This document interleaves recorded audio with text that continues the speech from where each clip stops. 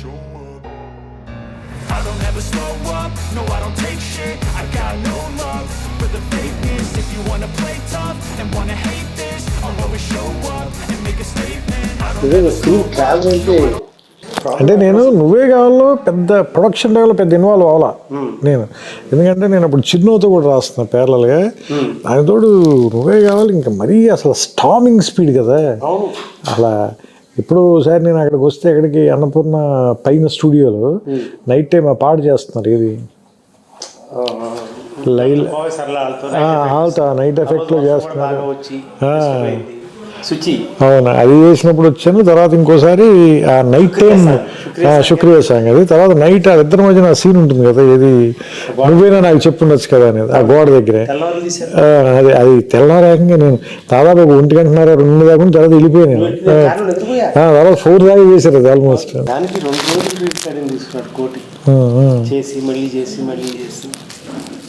నువ్వు వచ్చాక నేను డబ్బింగ్లో ఉన్నాను, రికార్డింగ్లో ఉన్నాను.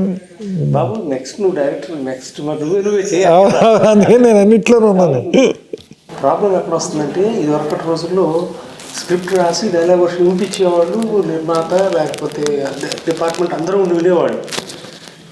సో రాసిన చదవడం కాదు, నువ్వు చూసింది మేము చూసేవాళ్ళం ఆ ట్రావెల్కి. అది మన పక్క రూమ్, మేము రాసే రూమ్ కాకుండా పక్కన ఇంకో రూమ్ ఉండదు, అందులో కూర్చునేవాళ్ళం సెట్టింగ్. సో అందుకే ఈ సినిమాకి మనం ప్రకాష్ రాజ్ కాకుండా ఎవరిని ఊహించుకోలేకపోయాం.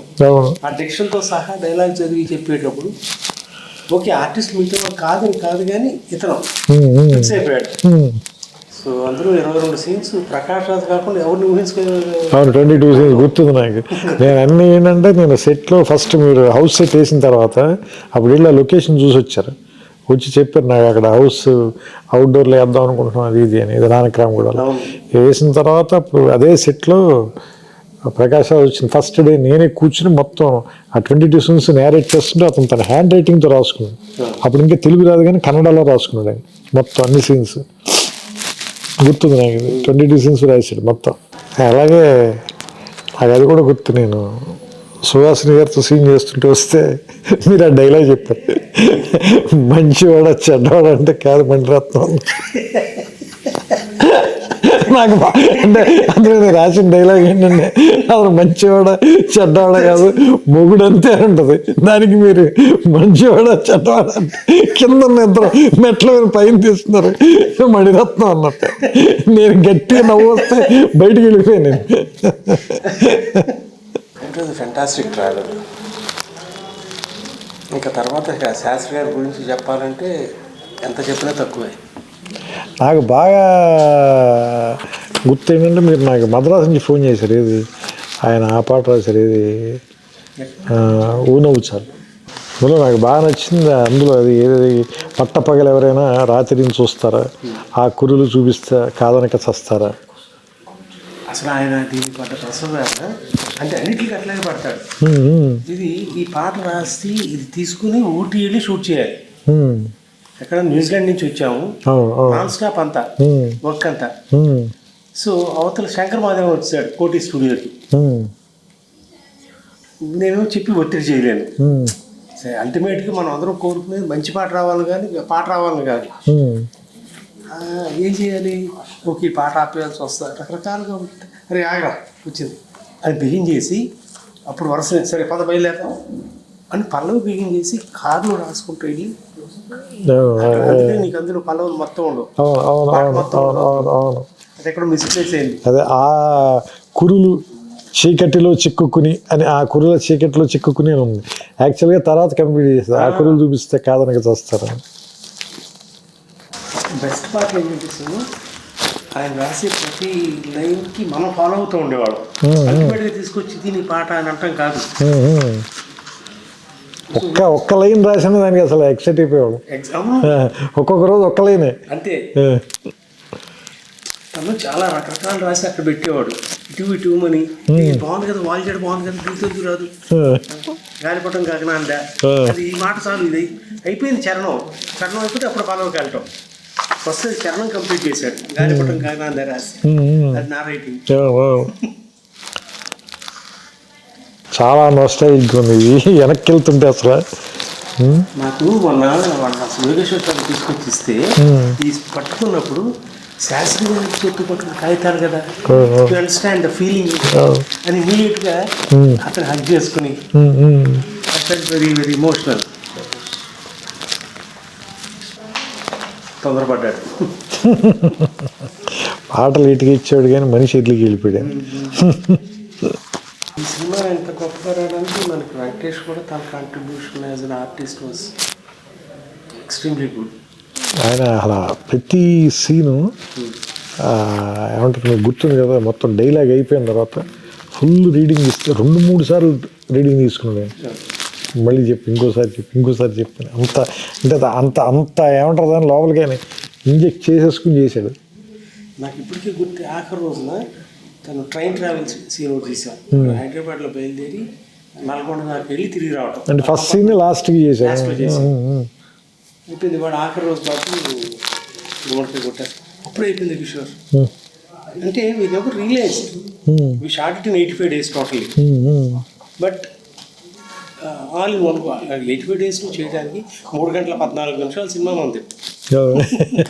ఫైనల్గా 3 గంటలకి తీసుకొచ్చింది. 3 గంటల 9 నిమిషాలు రిలీజ్ చేసాం. అంటే ఇప్పుడు యూట్యూబ్లో ఉంది 3 hours ఉంది కదా, 2 hours 4 minutes ఉంటుందా? అంటే బహుశా సెన్సార్ అవన్నీ ఉన్నాయి అనుకుంటా.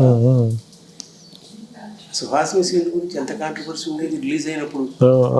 ఎందుకంటే ఫ్యాన్స్ వాళ్ళందరికీ ఆ సీన్. మీరు ఒక్కడే భయపడలా, నేను భయపడి అసలు నేను ఎలాగోలా కట్ చేసేద్దాం ఏదండి, ఏం కాదు నువ్వు ఈ వారం రోజులు వదిలే చెప్తాను నువ్వు అన్నారు. లేదు నాకు అది ఏమంటుందని నైట్స్ నాకు ఫోన్ చేశారు మీరు రాత్రి 11ంటికి 11:30కి. నేను రూమ్లో ఉంటే అప్పుడు ల్యాండ్లైన్ కదా, ల్యాండ్లైన్ ఫోన్ చేసి ఈ సీన్ చదువుతున్నాను, ఈ డైలాగ్ చాలా బాగా రాశాను, అది చాలా ఫీల్ అయి చెప్పారు నాకు. ఇప్పుడు కూడా నువ్వు మంచి డైలాగ్ రాసినా అట్లాగే చెప్పేవాడు. గుండెలో అన్నమాట, కళంలో చూడాలి కావాలి. తర్వాత అమ్మ ఆవకాయ అంజలి మంచి మాట వచ్చింది, మంచి డైలాగ్ వచ్చింది చెప్పడం. Travel was different. అవి ఇప్పుడు అసలు చాలా ఫేమస్ లైన్స్ అయిపోయాయి. అప్పుడు మనం మాత్రం ఎంజాయ్ చేసిన లైన్స్ అవి. చూస్తా 4 అయిపోయింది. 24 సార్ 25 సెప్టెంబర్ 6కి. ఇది 25 సంవత్సరం సెలవు. ఇది చాలా మందికి స్ట్రెస్ బస్టర్ సార్ ఈ సినిమా. ఎగ్జాక్ట్లీ. ఫస్ట్ ఈ సినిమా మనం ఒక ప్రివ్యూ రామనాయుడులో వేసాం సార్. నాయుడు గారి ఫ్యామిలీ అందరికీ వేసాం. మీరు, నేను, భాస్కర్ గారు కూడా.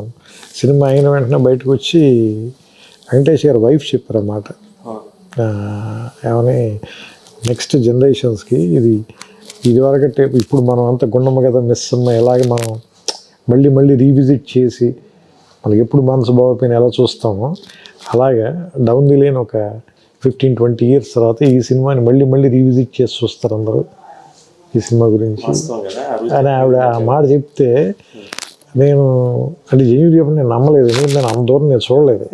అందుడు మనమే రాసి ఉన్నాం కూడా కదా, అది మనకి తెలియదు కదా అది. సో అది ఆవిడ చెప్పింది ఇప్పుడు అందరు చెప్తుంటే నేను చాలాసార్లు ఆవిడ తెలుసుకుంటాను.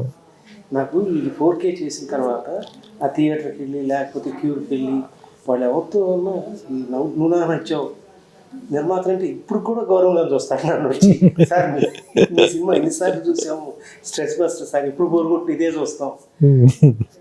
నన్ను ఎవరో 9 సంవత్సరాలు పిల్లాడు వాడు తాతగారు ఫోన్ చేయించాడు. వాడు కథ ఏం అర్థం అవుతుందండి అన్నా నేను. సార్ అన్ని సినిమాలు చూస్తాడు, నువ్వు నాన్న వచ్చావు రాగానే ఇప్పుడు చూస్తానంటాడు. వైజాగ్ డిస్ట్రిబ్యూటర్ మనోడు. That gives so much satisfaction having entertain people.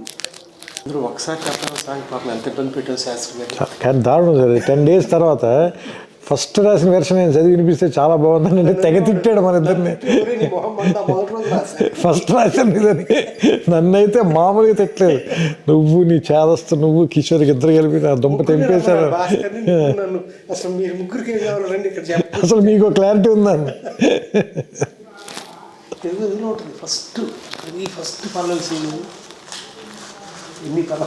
నాకు గుర్తుంది ఫస్ట్ పల్లవి ఏది ఉంటుంది ఒక్కసారి చెప్పలేవా? అవును ఇది పైన ఉంది సార్, ఒక్కసారి చెప్పలేము. ఇది ఫస్ట్ అదే ఫస్ట్ పల్లవి కాపీ చేసింది తను రాసిన డేట్లు. ఇదిగో ఫస్ట్ పల్లవి ఒక్కసారి అయిపోయింది కదరా, ఫస్టే రాసే కదా, ఎదురుగానే ఉంది అంటే సినిమా కథ మొత్తం ఇందులో ఉంటుంది. ఫస్ట్ చూడండి సార్, 4 లైన్లు అవే ఉన్నాయి. చెంత చేరి పంచుకోవ ఆశని శ్వాసని, మన గుండె గుప్పెడంతా తన ఊహ ఉప్పినంత, ఉదిగుండ మనకే వదిలేయమంటూ బతిమాలుతున్నవే.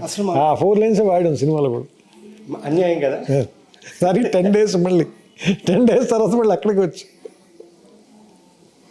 బెస్ట్ పార్ట్ ఏంటంటే again not to say anything about anybody, ఆయన రాసిన ప్రతి పాట తీసుకొని 4-5 సీన్లు కలిపి అందులో చెప్పాల్సిన సారాంశం అందులో ఉంటుంది మనకి, లేకపోతే కథలో సారాంశం కానీ. అండ్ మీరు అన్నట్టు మొన్న అన్నారు చూసారా, పాట అక్కర్లేదని చెప్పే పాటలు రచయిత ఆయన ఒక్కడే సార్. ఎస్, ఆయనకి పాట రాస్తే డబ్బులు వస్తాయి కదా, కానీ ఆయన అలా కాదు, ఇక్కడ పాట పడదండి. అవును, 4 రోజులు నా పాట రాయడానికి కేటాయించి నేను షూటింగ్కి అన్ని ఏర్పాట్లు చేసేసుకున్నాను, నువ్వు పాట రాసేసి మిక్స్ చేసి షూట్ చేయగలను. సరే నేను వెళ్ళిపోమన్నాడు ఆ రోజు. అన్నయ్య ఉన్నాడు, తర్వాత నేను ఫోన్ చేశాను, సార్ రా పాట అవసరం లేదు అని. రావు చాలా బాగుంది కదా చూడు, అంత బాగుంది చూడు, నేను రాస్తాను, రేపు సినిమాలో ఉండదు, దీంట్లో ఇది మిస్సింగ్, ఈ రెలవెన్స్ లేదు ఇక్కడ, it's not needed for the film అంటే నేను Tirumala Kishore thank you sir అని వచ్చేసి 10 వర్షాలు ఉండవు. And he took it very, చాలా ఒక సీక్రెట్ ప్రొఫెషనల్గా తీసుకున్నాడు ఆయన. చాలామంది సీరియస్గా అంటారు కదా, లేదు సీరియస్గా కూడా కాదు, ఆయన చాలా డివైన్ ప్రొఫెషనల్గా తీసుకున్నాడు. ఒక విషయం, మన కోసం ఇప్పుడు పాట రాయాలి, తను తృప్తి చెందితే మనకి ఇవ్వడం, మనం పట్టుకెళ్ళడం కుదరదు, ఆ ఇంటికి రాదు, బయటికి పేపర్ రాదు. రాస్తా పాడి నా ఇంకా చూసేవాడు, నాకు తెలుస్తుందిలే అని చెప్పి అమ్మటి పేజ్ మార్చేవాడు. దాదాపు మేము ఇద్దరం కలిపి 400 రాత్రులు గడుపుకుంటాం, అంటే 89 పాటలు, ప్రతి పాటకి ప్రతిరోజు రాత్రి ఆయనతో ఉండాల్సిందే. That was my fortune, I was so fortunate to spend so much time with him. చాలా చాలా సమయం గడపగలిగాం. ఒక చిన్న ఉదాహరణ, గౌరీ అనే సినిమాకి ఒక పాట రాశారు, పాట అంతా ఓకే, కోటికి ఓకే, నాకు ఓకే, శాస్త్రి గారికి ఓకే. వాయిస్ మిక్సింగ్కి వెళ్ళాల్సిన చోట ఒక చిన్న ఇబ్బంది పడ్డాడు కోటి, ఎవరే అని తను ఇచ్చిన ట్యూన్లో ఉంది, అది ఇందులో లేదు, నేను అడ్జస్ట్ చేసుకుంటాను శాస్త్రి గారు అన్నాడు. నువ్వు అడ్జస్ట్ చేయడానికి లేదు, నేను మళ్ళీ రాసి పట్టుకొస్తాను. 3 రాత్రులు ఆ ఎవరే అనే మాటతో ఎండ్ చేయడం కోసం మొత్తం పాట అంతా రాశాడు.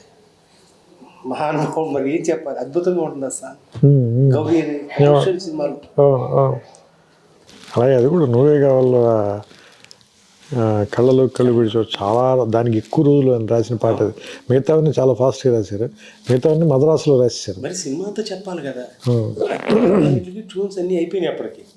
ఇది మనం వేరే క్లైమాక్స్ రకరకాలుగా అనుకున్నాం. అవును, 35 days కొట్టుకుని చివరికి మీరు విజయం సాధించి, అంటే నాకు వేమూరి సత్యనారాయణ, పేకే రంగా గారు వీళ్ళందరూ స్టార్ వర్డ్స్ కదా, వాళ్ళు వచ్చి నన్ను వేధించేవాడు, నీకు అర్థం కావట్లేదు, నువ్వు యూత్ సినిమా చేస్తున్నావు కరెక్టే, బట్ ఎల్డర్లీ పీపుల్ కూడా రావాలంటే ఇది కావాలి కదా అని.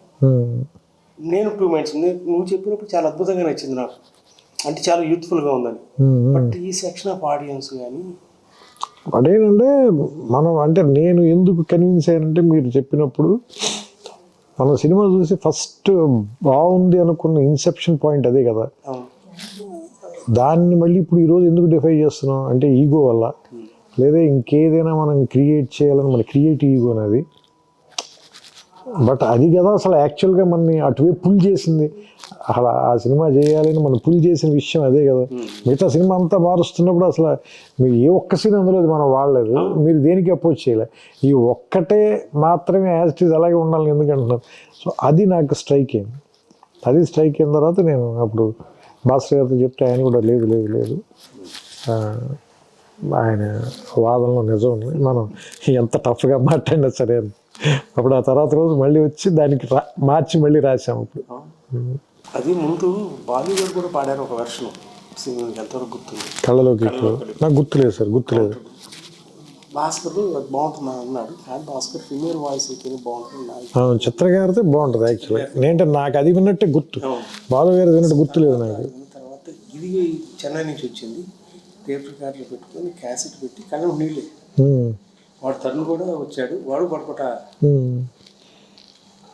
శాస్త్రి గారు రాసిన మన పాటల్లో మాట ఇవ్వమా చెల్లి దగ్గర నుంచి ప్రతిదీ చిత్ర గారి పాడతాం, స్రవంతి వాళ్ళ పాట కదా క్లైమాక్స్ సాంగ్స్. తర్వాత దిల్ రాజు కూడా అనేవాడు, భయ్యా నీకు మళ్ళీ పాటలు మా చివరిలో లాస్ట్ సాంగ్.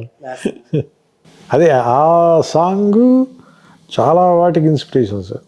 మీకు సంతోషంలో సాంగ్ కానీ చాలా వాటికి అంటే అది ఒక వే పేవ్ చేసింది.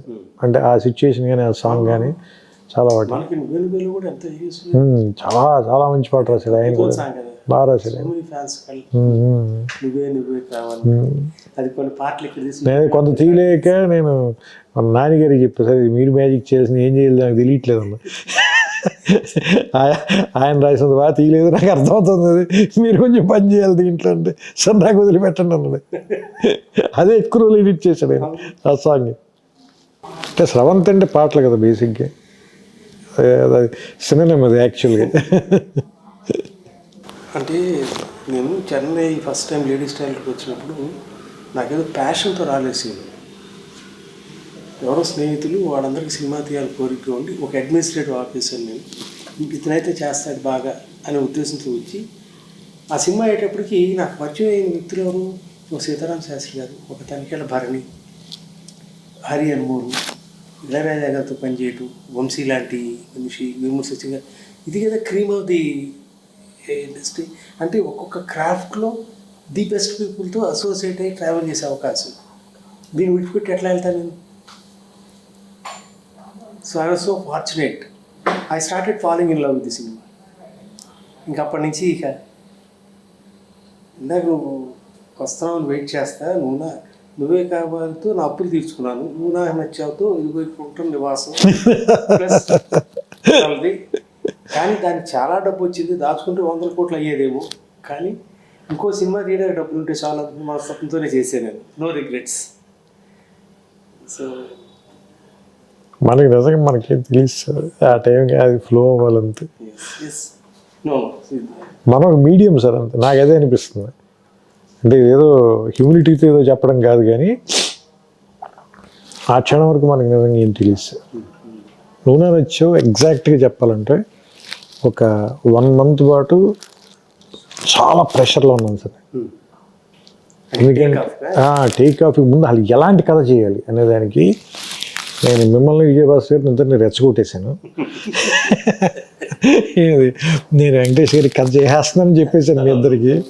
సరే మీరు మీ అనుభవం కొద్దీ పెద్ద ఎక్కువ ఆవేశపడకుండా సర్లేసి ఎక్కువ ప్రెషర్ ఫీల్ అవ్వదు దానికి, take your time and do it, let us see ఎలా జరిగితే ఎలా జరుగుతుంది అన్నట్టు చెప్పారు మీరు. ఎందుకంటే మీరు అసలు ఒక్కసారి కూడా ఫోన్ చేసి ఎంతవరకు వచ్చిందని అడగల, ఎందుకంటే మీకు తెలుసు అడిగితే ఇంకా ప్రెషర్ ఫీల్ అయిపోతాడని. ఒక 30 days కూర్చున్నాను నేను భాస్కర్ గారు.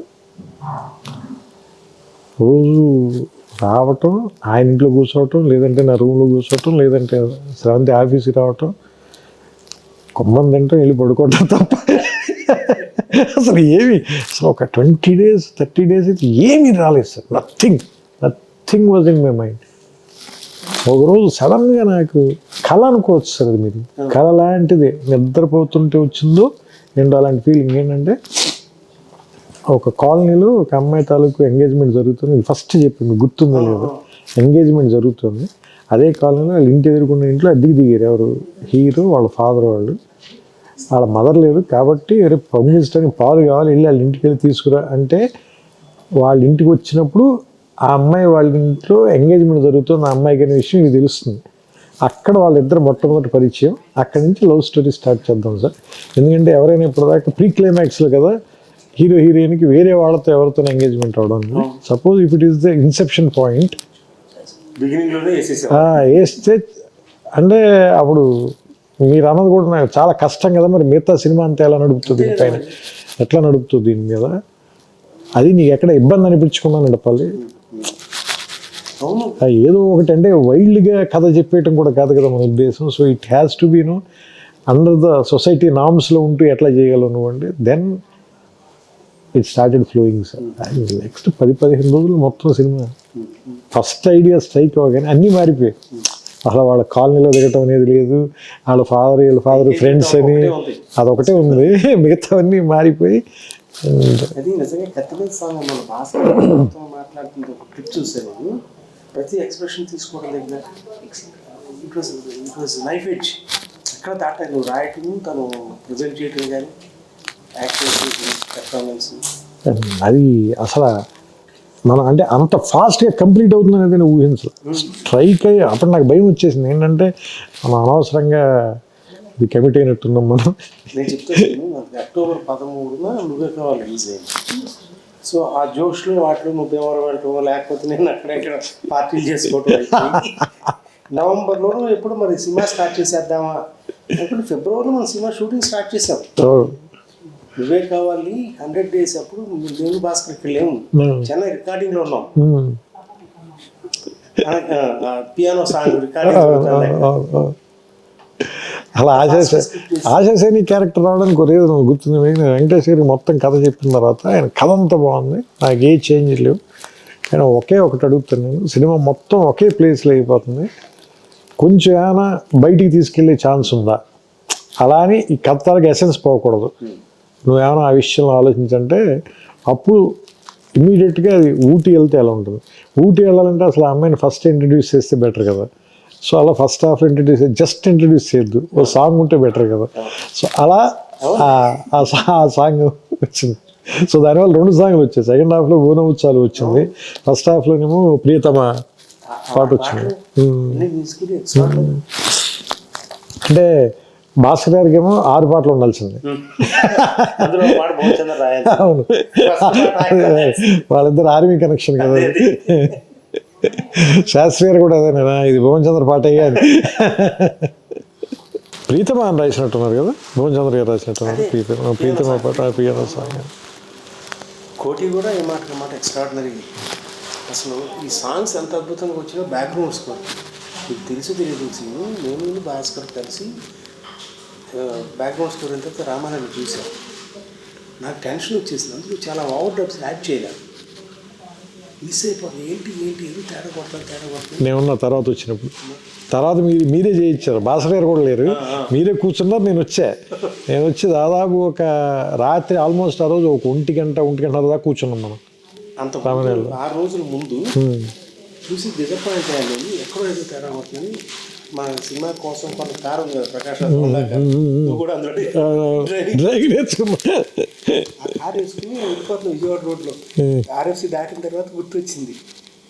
అక్కడి నుంచి ఫోన్ చేసి మన నైట్ తిరిగి వచ్చి లేదా నెక్స్ట్ డే మీరు ఉన్నప్పుడు నేను కూడా వచ్చి నాతో కూడా కాదు ప్రతి సీన్లోనూ చేసాం. మళ్ళీ అప్పుడు నాకు గుర్తుంది, అతను పక్కన ఒక అతను ఉండేవాడు అసిస్టెంట్, ఎవరో మన జీబు, కరెక్ట్ జీబు ఉండేవాడు. ఆయన దాదాపుగా ఆయన కన్సోల్ కూడా వదిలేసి బయటికి వెళ్ళి హీ మేడ్ ఇట్ హ్యాపెన్. కోటి గారు కోటి ప్రాణం పెట్టాడు అంటాడు భయ్యా, మనం చేసినప్పుడు లైఫ్ అంటే మ్యూజికల్గా. అందులో నాకు ఆయన ఎంత పెద్ద టెక్నీషియన్ అనేది నాకు స్పృహ లేని వయసు కదా. ఐ వాజ్ టూ యంగ్ కదా సార్. 25 నువ్వే కావాలి అప్పుడు సార్ నువ్వు నానొచ్చేప్పుడు ఇప్పుడు 25-26 కదా నేను. సో అందుకని నేను చాలా మామూలుగా అగ్రెసివ్గా నా ఒపీనియన్ అని చెప్పేవాడిని. మీరు సీన్ అంటే వాళ్ళ కోటి గారు అపార్ట్మెంట్లో కూర్చోవాళ్ళగా చెబితే పాప ఆయన నా రూమ్ దగ్గరే కదా సార్, నేను వాళ్ళ రూమ్ నుంచి వచ్చేవాడిని. బట్ ఆయన చాలా స్పోర్టివ్గా తీసుకునేవారు. అంటే కుర్రాళ్ళు ఏదో ఒకటి మాట్లాడుతుంది.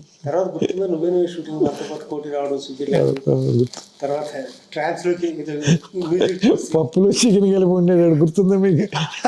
మీరు అన్నారు ఇది ఒక విచిత్రమైన వంటకం అయ్యేది, ఇప్పుడు దాకా నేను ఎప్పుడు తినలేదన్నారు. అలాగే హారతి గుర్తుందా మీకు? ఆ రోజు పొద్దునే ఫైర్ డిపార్ట్మెంట్ వాళ్ళు పోలీసు వాళ్ళు వచ్చి తరుణ హారతి ఇస్తుంటే చాలా డబ్బులు కట్టాం. అది గుర్తుంది నాకు. మీరు నీ భక్తి చాలా కాస్ట్లీ.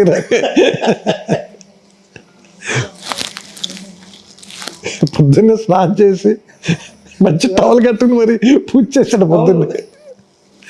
మరి పూజ చేసి వాడు అమ్మగారికి చెప్పాలి కోసం వాడు నేను చాలా భక్తిగా పూజ చేశాను. ప్రియతమ పాటకి ముందు ఒక సీన్ ఉంటుంది సార్, ఆశా సైనికును వెంకటేష్ గారికి మధ్యలో ఒక సీన్ ఉంటుంది, పికప్ సీన్ ఒకటి. అంటే చాలా మెలోడ్రామాటిక్గా మాట్లాడతాడు. నేను మిమ్మల్ని చూడలేను నేను, ఎందుకంటే మీ కళ్ళలో చూస్తే నేను తట్టుకోలేను ఇవన్నీ చెప్తాడు కదా. సీన్ ఒకటి రవీంద్ర బాబు గారు చాలా బాగా లైటప్ చేశారు. నేను లొకేషన్కి వచ్చాను, అది రామానాయుడు స్టూడియోలో పైన ఫ్లోర్లో తీశారు అది. నేను వచ్చినప్పుడు అసలు ఈ కాస్ట్యూమ్ కూడా చాలా బాగుంటుంది. ఎవరిది మన వెంకటేష్ గారి కాస్ట్యూమ్ కూడా చాలా బాగుంటుంది. ఆ అమ్మాయి కూడా చాలా బాగుంటుంది, ఎవరు ఆశాది కూడా మంచి కాస్ట్యూమ్. నేను చూస్తున్నాను, అది చూస్తున్నాను, చాలా బాగా లైట్ చేశారు. కెమెరా వర్క్ అంటే న్యూజిలాండ్ సాంగ్స్ ఉన్నమాట చెప్పలేవు పాట చాలా బాగా తీసేదండి. ఉన్నమాట చెప్పలేవు పాట అసలు మీకు గుర్తుంది లేదు, మన బస్సులో వెళ్తుండేవాళ్ళం కదా, వెంకటేష్ గారు సాయంత్రం చాలా ఆపేసి సన్సెట్ బాగుంది ఇక్కడ తీసేద్దాం 2 షాట్లని ఆయన అసలు ఇమీడియట్గా అసలు నాకంటే నేను తర్వాత చాలా పాటల కోసం కానీ లేదంటే సీన్ల కోసం కానీ అబ్రాడ్ వెళ్ళాను, కానీ that was my first trip కదా, అందుకని దట్ వాజ్ వెరీ స్పెషల్. ఇది న్యూజిలాండ్లో ఉన్న ఆ లొకేషన్స్ కానీ అంటే అందులో బెస్ట్ సీనిక్ లొకేషన్స్ అన్ని చేసాం. సదరన్ న్యూజిలాండ్లో కింద నుంచి పై దాకా వచ్చి పై నుంచి ఫైనల్గా క్రైస్ట్ చర్చ్లో ఆగి అక్కడ ర్యాప్ చేసి దెన్ బయలుదేరాం మనం. తర్వాత నువ్వే కావాలప్పుడు పెయింటింగ్ మీద బిల్డింగ్కి కలర్స్ వేస్తే దాని మీద ఒక సాంగ్ సిచ్యువేషన్ ఏదో అనుకునేవాడు. ఆకాశం దిగి వచ్చి మబ్బులతో కొందరికి లీడ్ అని చూసావా, గుర్తుందో లేదు? నువ్వే కావాలప్పుడు ఎప్పుడు స్క్రిప్ట్ చెప్తాను, you had that in mind. Correct, paint colours వేస్తారు మ్యారేజ్కి ముందు, ఇప్పుడు ఇంటికి కలర్స్ వేస్తారు కదా, దానిపైన అనుకున్నాను. దాంట్లో నుంచే ఆకాశం దిగి వచ్చి మబ్బులతో మన తండ్రి అట్లా.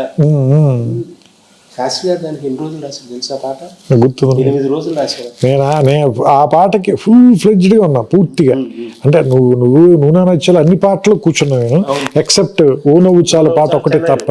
ఎందుకంటే దానికి నేను హైదరాబాద్లో ఉన్నాను, మీరు అక్కడ ఉన్నారు కాబట్టి.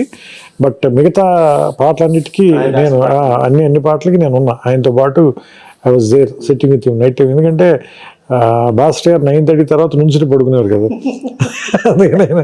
ఈయన ఏదో లైన్ చెప్తే బాగుందన్న అంటే, భాస్కర్ నీకు వెళ్ళండి భాస్కర్ అంత ఎర్రగా అయిపోయి వెళ్ళి పడుకునేవాడు. చెరొక 3 సిగరెట్ ప్యాకెట్లు ఉండేది. ఎంత దారుణం చూడు పాపం ఆయన. Use to smoke right through the night.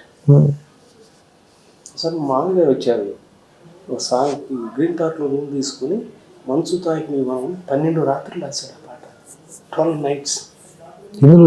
ఎలా చెప్పను, నా చేతస్థ కొద్ది రావడం నాకు ఇదేదో కావాలి అని అంట. ఏమిట్రా నువ్వు 12 నైట్లు ఇద్దరి చెరువుడు సిగరెట్ ప్యాకెట్లు ఎందుకు గ్రీన్ పార్క్కి వచ్చి ఉన్నాను తీసుకొస్తే మొత్తం పీకలమయ్యి సిగరెట్ పీకలమయ్యి. అంటే దానికంటే కూడా తీవ్రత సార్ ఆయన ఏమంటారు దాన్ని, మిగతా అన్ని విషయాల కంటే కూడా ఆయన తీవ్రతే విపరీతమైన భావ తీవ్రత కదా. ఆ తీవ్రత కదా సార్ ఆయన శరీరం జ్వలించిపోయిందేమో అనిపిస్తుంది నాకు. ఎందుకంటే లాస్ట్ 10 years ఆయన కూడా స్మోకింగ్ మానేశాడు కదా సార్. బట్ ఆయన భావ తీవ్రత శరీరం తట్టుకోలేకపోయింది. వాళ్ళకి ఇద్దరికి పడుకునే అలవాట్లేదు కదా సార్ మీకు ఆయనకి ఇద్దరికి. నేను మెల్లగా 1 గంటకి 2 వెళ్ళి బయట సోఫాలో పడుకునే ఉండేది. వీళ్ళిద్దరితో అవదలే మనం పెట్టుకుంటే చచ్చిపోతాం మనం. ఎందుకంటే నాకు ఖచ్చితంగా 6 hours ఉండాల్సిందే. నాకు మీరు అప్పుడు నవలు చదవడం మొదలెట్టారు రాత్రి 12-1 గంటగా ఎదురుకుండా కూర్చుని.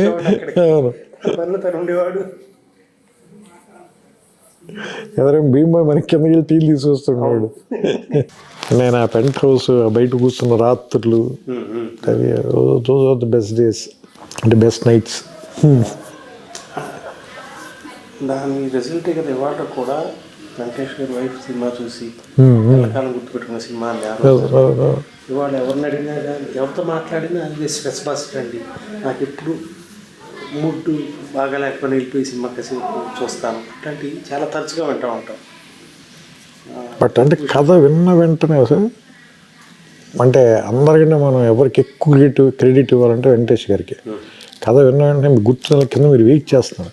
మీరు భాస్కర్ గారు అసలు తెగ టెన్షన్ పడిపోతే వీడు పైకి వెళ్ళాడు, వీడు అసలు ఏం చెబుతున్నాడు, వీడు మనకి చెప్పిన కథ చెప్తున్నాడా లేదా ఈ టెన్షన్లో మర్చిపోయి వేరే అని చెప్తున్నాడు. అంటే నేను కంప్లీట్ అయిన తర్వాత కథ ఆయన అసలు కిందకు వచ్చి మీతో ఒకటే మాట, ఇప్పుడు వీఆర్ డూయింగ్ కిషోర్ గుర్తుంది కదా మీకు మాట, వీఆర్ డూయింగ్ దిస్ ఫిల్మ్ అంతే. అదొక్కటే మాట చెప్పాడు. ఇంకా అసలు ఏమి మాట, ఒక్క సింగిల్ లైన్ అంతే అసలు. ఎందుకంటే ఇమ్మీడియట్గా అప్పటికప్పుడు ఆయన ఏమంటారు అన్ని విషయాలు సెటిల్ చేసి వెళ్ళిపోయాడు అంతే. అంటే ఆయన చూశాడు ముందే సీన్. నాకు వెంటనే చెప్పాడు సార్. నెక్స్ట్ డైలాగ్ రాయడానికి ముందు ఇంకోసారి ఈ ఊటీ దాని కరెక్షన్ చెప్పడానికి వెళ్ళినప్పుడు, ఇది క్యారెక్టరైజేషన్ బేస్డ్ సినిమా సీన్ ఇది. దీని అందుకని ఏంటంటే నువ్వు నాకు డైలాగ్ రీడింగ్ మాత్రం కొంచెం 1-2 సార్లు నువ్వు నాకు ముందే డైలాగ్ రీడింగ్ ఇచ్చేస్తే నాకు if I have dialogue with me, so నేను ఇంకా ఏమన్నా దాని మీద వర్క్ చేయడానికి ప్లే చేయడానికి బెటర్ అవుతున్నాను. ఫస్ట్ ఆయన అడిగింది నాకు డైలాగ్ ఇచ్చాను. పోర్ట్రేట్ చేశాడు. ఆ సినిమాలో హీరోయిజం కాదు, నొబిలిటీ ఆఫ్ ది క్యారెక్టర్. ఆ క్యారెక్టర్ నోబుల్నెస్. ఒక్క ఫైట్ లేదు సార్ సినిమా. ఒక్క ఫైట్లో ఒక హీరోయిక్ డైలాగ్ ఉండదు. ఫైట్ లేదు కదా అన్నది చిన్నపిల్లతోటి. అంటే ఆయన కాబట్టి అంత ఏమంటారు దాన్ని ముందుకు వచ్చి చేసేయడమో అనిపిస్తుంది కదా. సో ఒక్కోసారి అది మనకి ఆ థాట్ రావడం, ఆయనకే చెప్పాలనిపించటం. ఎంతమంది దాన్ని అంత జడ్జ్ చేయగలుగుతారు, అట్లా చూడగలగాలి మొత్తం. అంటే అందులో ఏం ట్విస్ట్ ఉండదు సార్, ఏది అసలు ఏ రకమైనటువంటి కమర్షియల్ ఎలిమెంట్ ఉండదు. చాలా అసలు ఒక రకంగా చెప్పండి చాలా ఫ్లాట్గా అనిపిస్తుంది వింటున్నప్పుడు.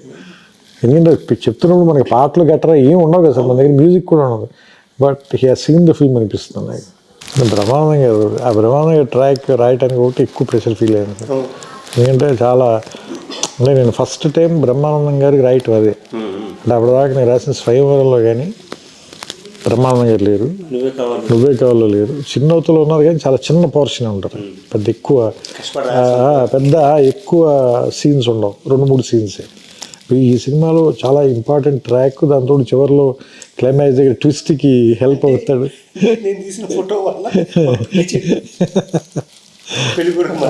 అంటే రకరకాలుగా ఉంది మాస్టర్, నాకు మాత్రం ఏం చేసండి ఇంటికి వెళ్ళి చూసుకోవాలి. సో ఇలాంటివి అంటే బికాజ్ సార్ భాస్కర్ గారికి కూడా చాలా సెన్స్ ఆఫ్ హ్యూమర్ కాబట్టి నేను రాయగలిగానేమో అనిపిస్తుంది. ఎందుకంటే కొన్ని చాలా సింపుల్గా చాలా ఫ్లాట్గా ఉంటాయి పేపర్ మీద రాసినప్పుడు. బట్ ఆయనకున్న సెన్స్ ఆఫ్ హ్యూమర్ చాలా very high level sense of humour అయింది. ఒక 25-30 days రిహార్స్ చేసుకునేవాడు. మాడ్యులేషన్ 2 సీన్లు అయిపోయింది, 3 సీన్లు అయిపోయింది, రాయడం కాదు, దాని మీటర్ సెట్ చేయటం, అప్పుడు కొంచెం రిఫైన్ చేసుకోవడం. అవును అవును. అంటే ఆయనకి ఆ హ్యూమర్ ఆయనలో లేకపోతే సార్ నేను అంటే ఇంకోళ్ళకి చెప్తే ఇప్పుడు అవతల వాళ్ళకి వాళ్ళు నో చెప్పారు అనుకోండి సార్, లేదంటే వాళ్ళు అర్థం చేసుకోలేదు అనుకోండి సార్, అది మీ దాకా కూడా రాదు, ఆ రూమ్లోనే అయిపోతుంది scene. You will never know అలాంటిది సీన్ వచ్చిందని మీకు తెలియదు. ఆయనకున్న ఆ సెన్స్ ఆఫ్ హ్యూమర్ కూడా నాకు చాలా ఆయన ఒక తెలుసు కదా మీకు, ఆయన కొంచెం క్వర్కీనెస్ ఉండదు కానీ మంచి సెన్స్ ఆఫ్ హ్యూమర్ అయింది. సో అది ఏమంటుందని చాలా ఏమంటుందని అందుకని ఇప్పుడు ఎవరైనా అడిగితే అది ఎలా రాశారు, ఎవరి కాంట్రిబ్యూషన్ ఎంత మనం ఏం చెప్పలేము. దాన్ని ఏమంటుందని దాన్ని టోకెన్ వేసి ఇది నాది ఇది వాళ్ళది ఇది అయింది అలా చెప్పలేము. అంటే నేనంటే దాన్ని వెనక్కి లెక్కేసుకుంటే మీ ఏమంటుందని ఆయన అలసాని పెద్దని చెప్తాడు కదా, మంచి పద్యం రాయాలంటే ఏం చేయాలి అంటే మంచి భోజనం ఉండాలి, తర్వాత బ్రహ్మాండానికి కర్పూర తాంబూలం ఉండాలి, తర్వాత మనం చెప్పేది విని దాన్ని అర్థం చేసుకుని శభాష్ అనేటువంటి శ్రోతలు ఉండాలి. సో అందరూ ఇంపార్టెంటే. సో ఇప్పుడు నేను ఒక డైలాగ్ ఎందుకు ధైర్యంగా రాయగలనంటే అదే ఏమంటుందని భాస్కర్ గారు ఇంప్రూవ్ చేశారు కాబట్టి రాత్రి 12ంటికి మళ్ళీ ఫోన్ చేసి నన్ను అభినందించే ఒక మంచి అభిమాని లాంటి నిర్మాత ఉన్నాడు కాబట్టి. సో అంటే ఇవన్నీ అండి. అలాగే నేను కథ చెప్పిన వెంటనే దాన్ని లేదు ఖచ్చితంగా ఈ సినిమా చేసి తీరాల్సిందని హీరో ఉన్నాడు కాబట్టి ఇలా ఇంతమంది ఉన్నారు కాబట్టి అది జరిగింది సార్. లేదంటే నా ఊహలో మిగిలిపోయి ఉండొచ్చు, లేదంటే మీ ఆఫీసులో గదిలో అయిపోయి ఉండొచ్చు. మనకి సినిమా మీద ఎంతమంటారు అంటే కట్ చేయబుద్ది కదా పట్టాలి. ఇది మీకు గుర్తుంది ఒక సీన్ మధ్యబంది దగ్గర ఇద్దరు మాట్లాడుకుంటా, అగర్వాల్ సుహాస్ని, అతను ఎప్పుడున్నా ఎవరైనా ప్రేమించేవారు, అతను అవతల పక్కన సిగరెట్ తాగుతూ ఉంటాడు. అది ఎడిటింగ్ లో తీసేద్దాం అనేది మీ అభిప్రాయం? అంటే నేను కొంచెం మరి ఎట్టి పరిస్థితి ఇది అంటే అది రివర్స్ సార్, అది మీకు తెలుసు. సామాన్యంగా ప్రొడ్యూసర్ తీసేయమంటాడు, ఇన్సెక్యూరిటీ ఫీల్ అయ్యి లాగుతోంది తీసేయండి బాబు అంటే మేము రివర్స్ పోరాడాలి, లేదండి చాలా బాగుండదు. ఇక్కడ ఇది పూర్తిగా రివర్స్, అంటే మేము తీసేద్దాం అంటే లేదు లేదు. మీకు గుర్తు లేదు, నేను భీమవరం నుంచి ఫోన్ చేశాను మీకు. నేను సంతాప సభలో ఉన్నోళ్ళ ఉన్న నా పరిస్థితి ఆల్రెడీ భీమవరంలో. ఎందుకంటే ఎవరు నేను సినిమా చూశాను సార్, సినిమా చూసి బయటకు వచ్చి నేను కూడా సార్ చాలా గొప్పలాగా నేను ఎవరిని అడగకూడదు అని అడుగుతాను. ఆ బయట ఎవడో కనిపిస్తే నేను అడిగాను, అడిగితే వాడిని 2-3 వారాలని అన్నాడు. నా పరిస్థితి అర్థం చేసుకోండి సార్. నేను ఇంటికి వెళ్ళి జెన్యూన్గా చెప్తాను సార్, మా అమ్మలో తలగ పెట్టి పడుకున్నాను. నేను చోక్ కాదు, మా అమ్మలో తలగ పెట్టి పడుకున్నా. నేను సినిమాలకి పనికిరానేమో, ఏదో ఫ్లూక్గా రాసి ఉంటాను 2 సినిమాలు, నువ్వు చెప్పినట్టే నేను తప్పు చేశాను, లెక్చరర్ ఉద్యోగం చేసుకుని ఉంటే బాగుంటుంది అంటే పాప మా అమ్మకి అర్థం కాలేదు. కొంచెం బెంబీలు ఎత్తిపోయింది ఆవిడ, ఏంటి వీడేంటి ఇలాంటివన్నీ మాట్లాడుతున్నాడని. ఎక్కి మీరు ఫోన్ చేశారు, అప్పుడు ఫోన్ చేసి నువ్వు హైదరాబాద్ రా చెప్తాను, నువ్వు ఎందుకు కంగారు పడుతున్నావు అంటే వచ్చిన తర్వాత నన్ను మీరు కారులో చూపిస్తాను నీకు నన్ను తీసుకెళ్ళారు. మీరు శాంతి థియేటర్కి 10 మంది ఉన్నారు సార్ అక్కడ. నాకు మీరు నమ్మరు అసలు, మొత్తం చెమట్లు పట్టేసి ఒళ్ళంతా తడిచిపోయింది. ఏంటి 10 మంది ఉన్నారు, కంగారు పడగా చూడు నువ్వు అని. ఇద్దరం కార్లో కూర్చొని చూస్తున్నాం సరే. 8 మంది టికెట్లు తీసుకోగానే కౌంటర్ మూసేశారు. 10 టికెట్లు 15 టికెట్లు కదా, 8 మంది మూసేశారు. అప్పుడు నేను కొంచెం ఏమంటుందని నాకు ధైర్యం వచ్చింది. వెళ్ళి అప్పుడు ఇద్దరం పైకి వెళ్ళి ఫస్ట్ షో జరుగుతుంటే వెళ్ళి తలుపు తెరిచి బయట నిలబడి లోపల అందరూ ఎలా రియాక్ట్ అవుతున్నారో చూడు, నీకు ధైర్యం వస్తుందని చెప్పి నన్ను పక్కన నుంచో పెట్టుకుని మీరు ఆ షో చూపించారు. అప్పుడు ఆ రోజు రాత్రి పడుకున్నా. లేదా పర్లేదు, ఏదో బాగానే ఉన్నట్టుగా ఉంది పరిస్థితి.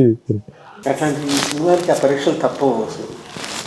మూవీ కావాల్సిన తెలుసు కదా, ఓడియంలో పడంగానే అట్లుండే మేనేజర్ మా మామయ్య గారు అమెరికా నుంచి ఫోన్ చేశారు, కళ్యాణ్ గారు 2 వారాలు అంతే.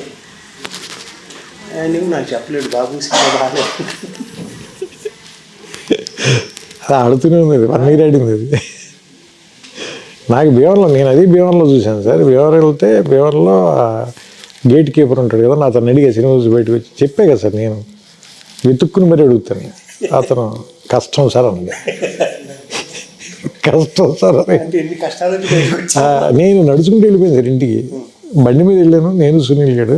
నేను అక్కడి నుంచి నడుచుకుంటూ వెళ్ళిపోయా షాక్లో, ఏంటి ఇలా ఉంది ఇలా చెప్తున్నారు. ఆ తర్వాత సార్ అదే థియేటర్లో 300 days ఆడింది సార్. నేను మళ్ళీ ఆ 300 days దానికి ఫంక్షన్గా మేనేజర్ పిలిస్తే నేను వెళ్తే ఆ గేట్ కీపర్ సార్, నేను మీకు ఫస్ట్ డే చెప్పి గుర్తులేదు మీకు అన్నది. ఇది కష్టం అని చెప్పినాడేనా, ఆడు మర్చిపోయినట్టు ఉన్నది. నేను ఎలా మర్చిపోతాను సార్, విన్నది నేను కదా, నేను గుర్తుంది నాకు అనుకుంది. అంటే కొన్ని సినిమాలు అంటే డబ్బు తీసుకొస్తాయి సార్, కొన్ని సినిమాలు పేరు తీసుకొస్తాయి సార్, కానీ గౌరవం మాత్రం కొద్ది సినిమాలు తీసుకొస్తాయి. ఇందాక నేను చెప్పింది వాళ్ళకి కూడా దునా మంచిగా నేను తీసానంటే ఆ లుక్ డిఫరెంట్గా ఉంటుంది. అలాంటి రెస్పెక్ట్ తెచ్చిన సినిమా, డౌట్ లేదు అందులో. కిరణ్ కూడా వాళ్ళ డాడీ సినిమా తీసానంటే ఎంతో గౌరవం ఆ చుట్టుపక్కల వాళ్ళందరికీ. నీదే ఆ సినిమా, మీ నాన్నగారు తీసా. అదే మీరు ఇప్పుడు మీరు చెప్పారు కదా, రెడీ సినిమా చూసి పెళ్ళి, రెడీ చూసి పెళ్ళికి రెడీ అన్నట్టు అందరూ మన అబ్బు రాసి పెళ్లి చేసుకుని పిల్లల్ని తీసుకెళ్ళిన తర్వాత పెళ్లి చేసుకోవాలి, మీది one of his best lines అది. తన కాదు డైలాగ్ రైటర్ సినిమాకి. బట్ నేను చక్కగా నాన్న అబ్బురా చేసుకో.